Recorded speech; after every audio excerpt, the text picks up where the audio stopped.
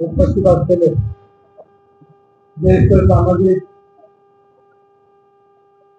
नेते सन्माननीय धनंजय काका, माझे सहकारी मित्र सन्माननीय अजयदादा डॉक्टर भोसले, आपल्या लाडक्या एकनाथ शिंदे साहेबांच्या लाडक्या भगिनी सन्माननीय सारिकाताई राहुल गवळी, सन्माननीय व्यासपीठ जमलेल्या बंगाली भगिनी,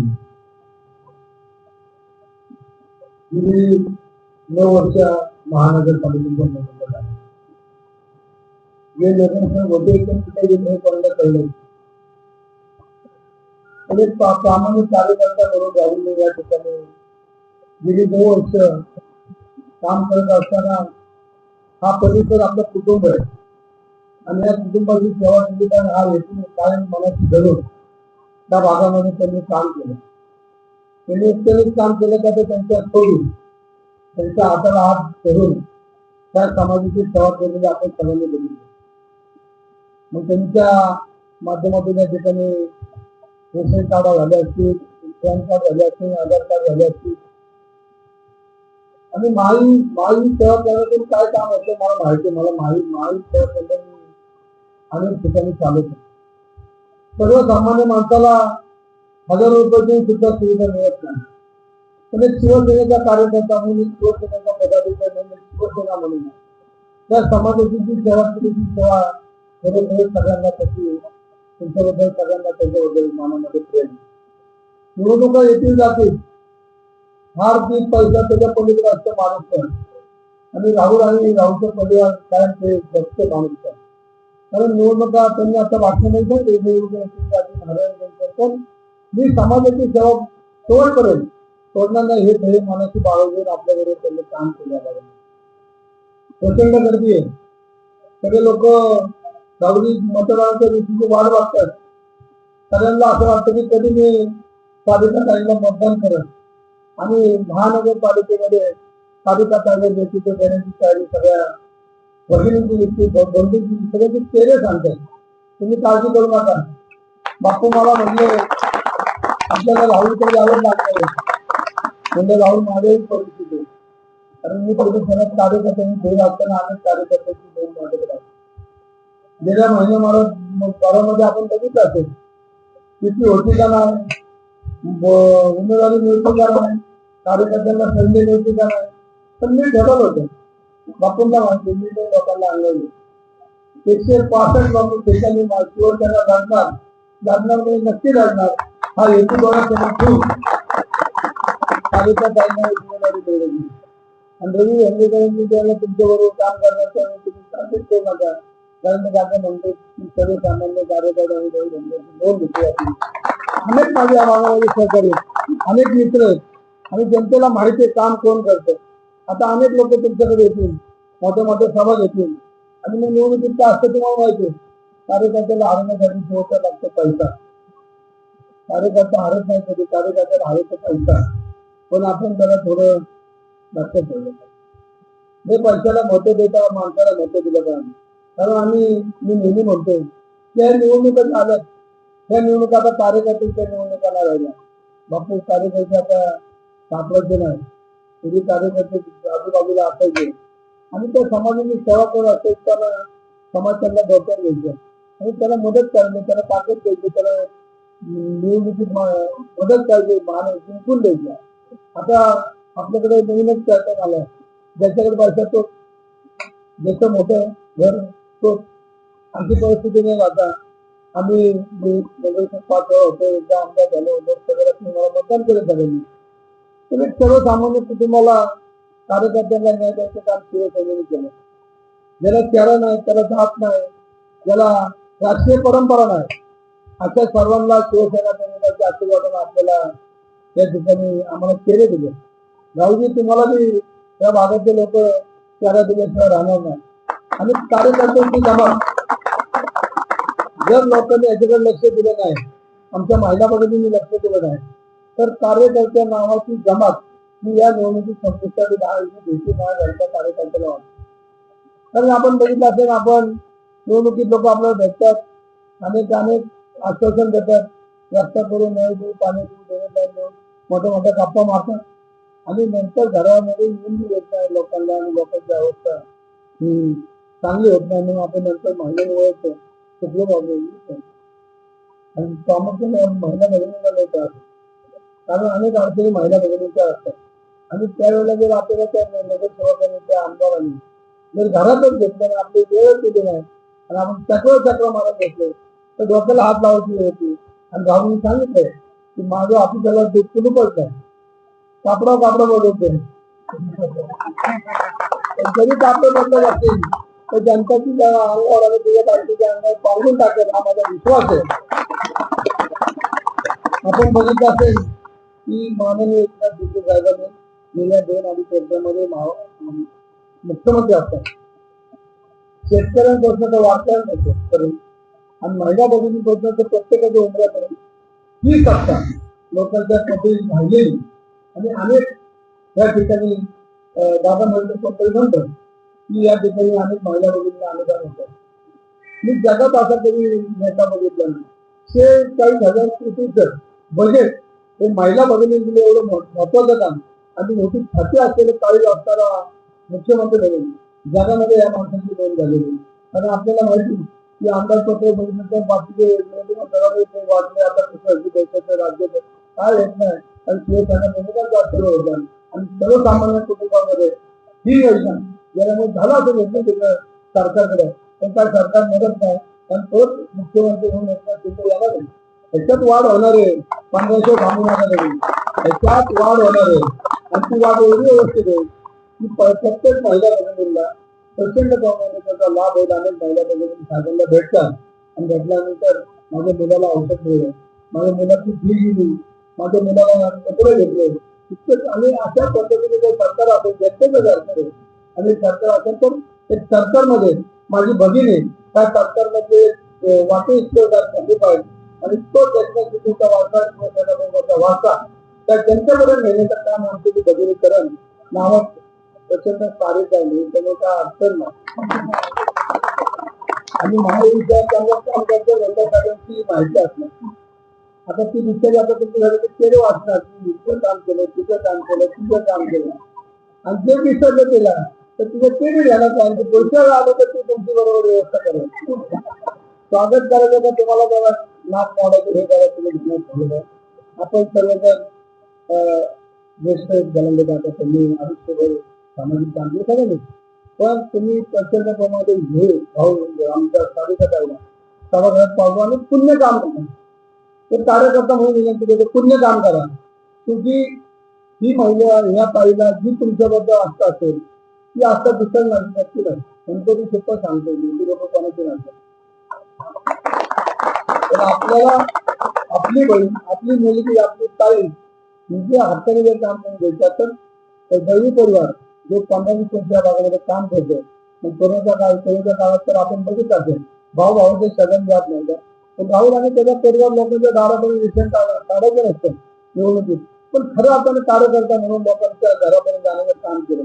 त्या काळात ते सगळे काम बंद होते, लोकांचा पैसा नव्हता, श्रीमंत माणसाच्या घरी प्रचंड अडचणी होत्या आणि त्या काळामध्ये ह्या दाम्पत्याने आपल्याला एक कुटुंब म्हणून मदत केली. त्याचा त्यांना आशीर्वाद आपले आलेले मी आणि आज तिकडे शहरामध्ये भागवा झंडा चालू तिकडे बघून तिकडे भागवा दिसतं आणि बापूंनी घरी येते आपण सगळ्यांना तिकडे गेले लढा आणि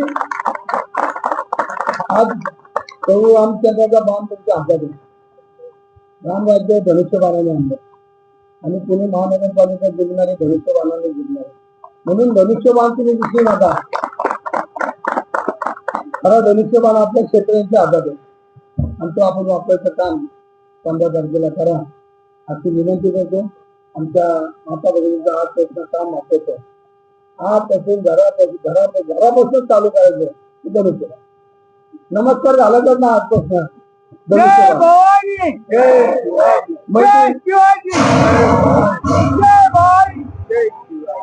पाहुणा भेटला धनुष्यबाण, मैत्रीण भेटली धनुष्यबाण, मिस्टरला हात मारायची धनुष्यबाण, पंधरा भांडायचं ना आता पंधरा. आणि सगळ्यांनी घरात दारात लहान पोरांनी धनुष्यबाणाशिवाय काय बोलायचं नाही. कारण धनुष्यबाण हे आपल्या महाराष्ट्राचं प्रत्येक आहे, स्वाभिमानाचं प्रत्येक आहे.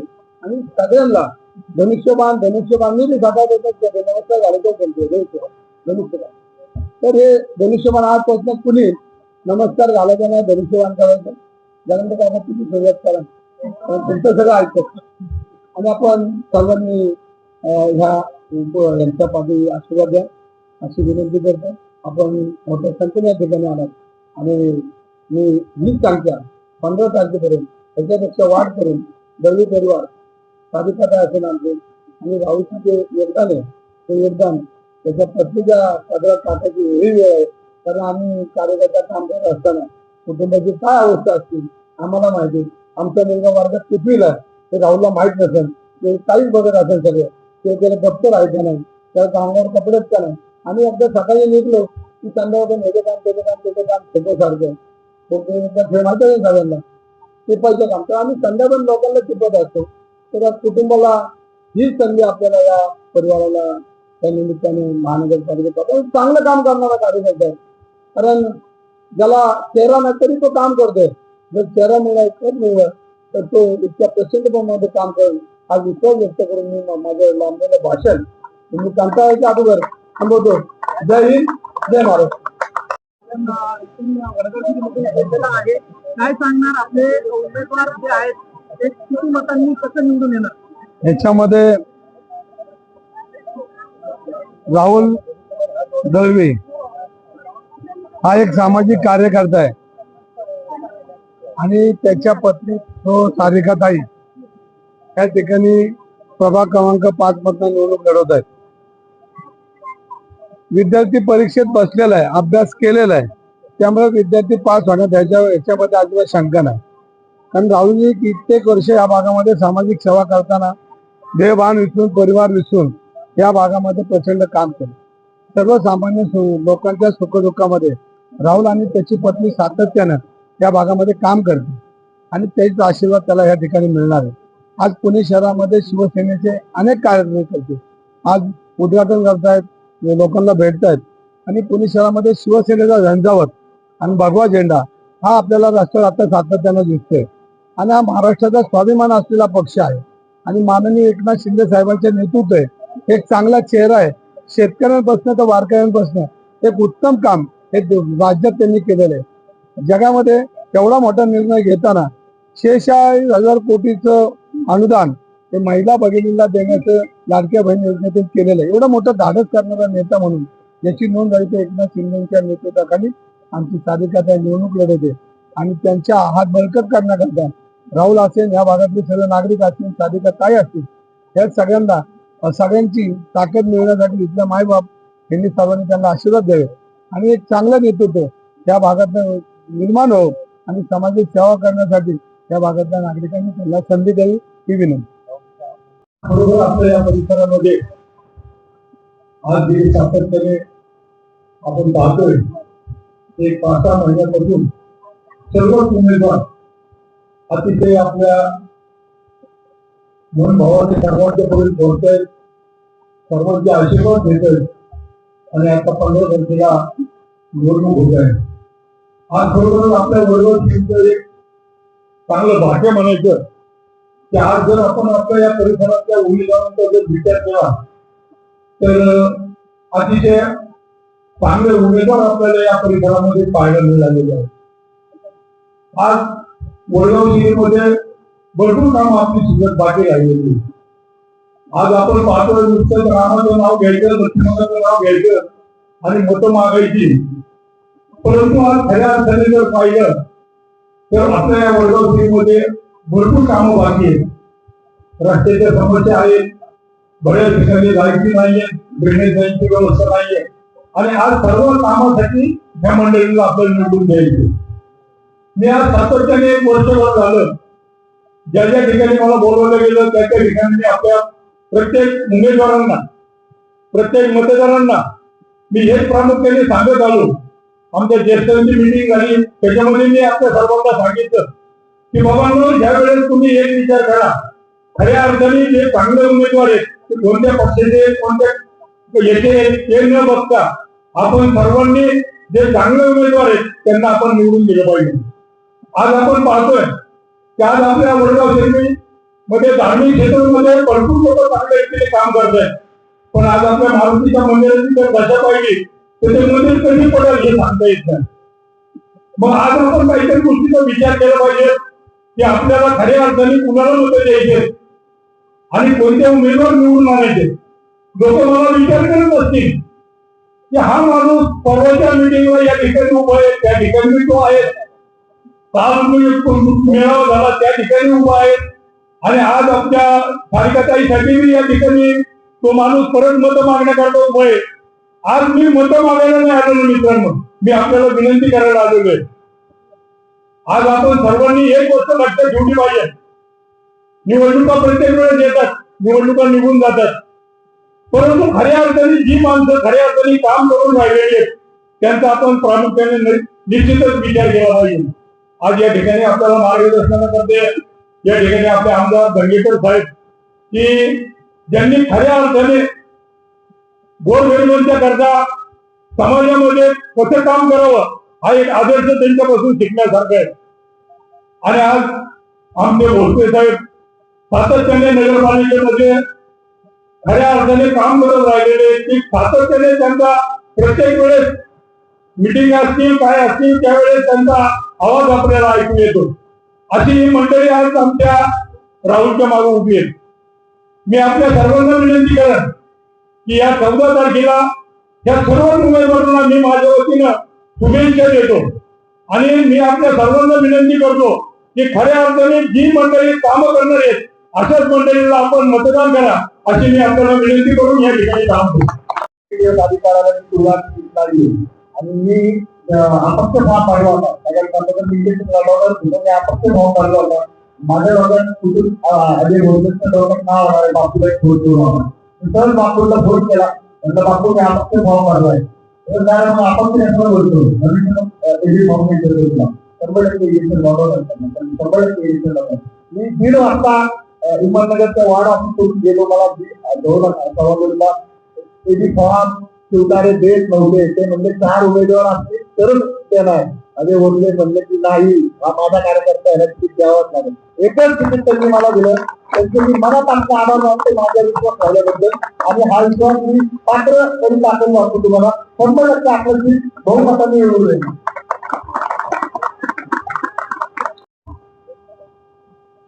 नमस्कार, मी सारिका राहुल. मी इथे तुमचं मत मागायला आली आहे, कारण तुम्हाला माहिती आहे माझं काम कसं आहे. आजपर्यंत गेली 20 वर्ष झाले माझे पती सामाजिक कार्यात कार्यरत आहे. तसेच गेली 15 वर्ष मी त्यांची साथ देत आहे. तर गेली 3 वर्ष झाले आमच्या ऑफिसमध्ये आधार कार्ड, पॅन कार्ड, तसेच राशन कार्ड, गरीब योजना, आयुष्मान भारत कार्ड, तसेच डोळे तपासणी, मोठी व्हिडिओ ऑपरेशन, शस्त्र वाटप हे सगळे मोफत केले गेले. तेही लोकांची गरज म्हणून. परत लोकांना ज्या मूलभूत गरजा आहेत डॉक्युमेंटच्या त्या आम्ही उपलब्ध करून दिल्या.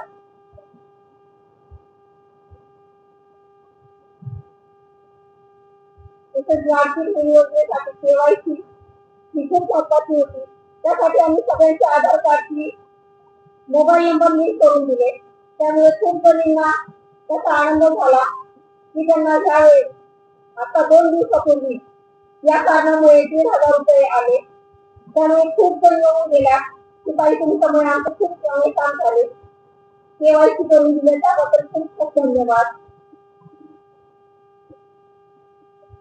एवढे बोलून